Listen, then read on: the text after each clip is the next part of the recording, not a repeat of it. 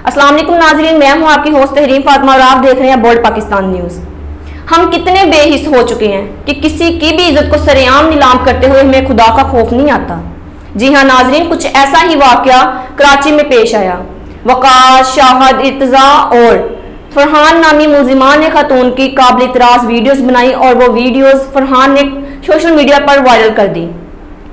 ताहम खुदकुशी करने वाली खातून का वॉइस मैसेज मिलने पर शाहरा नूर जहां पुलिस ने मुकदमा दर्ज किया। 36 साला सोबिया सलीम ने यह बात अपनी दोस्त को बताई कि मैं अपनी इज्जत की खातिर खामोश रही, मेरे जवान बच्चे हैं, उन तक बात पहुंचेगी तो क्या सोचेंगे।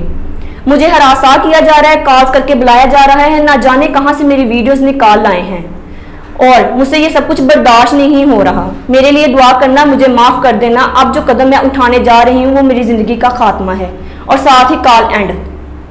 तो नाजरीन, इस खुदकुशी को शोहर की बेरोजगारी का सबब बताया गया, लेकिन मामला कुछ और है। मकतूला सोबिया की दोस्त ने बताया कि मकतूला सोबिया ने किसी दुकान से बैलेंस करवाया और उस खबीस और दरिंदा सिफत इंसान ने वो नंबर मोहल्ले के आवारा लड़कों को दे दिया और नतीजा आपके सामने है। मैं मुतालबा करती हूँ अरबाब इख्तियार से कि सोबिया को इंसाफ फराहम करें और मुलजिमान को इबरतनाक सजा दें। ये ना हो कि खामोशी इख्तियार कर ली जाए माजी की तरह, नहीं तो खुदा तो फिर देख ही रहा है।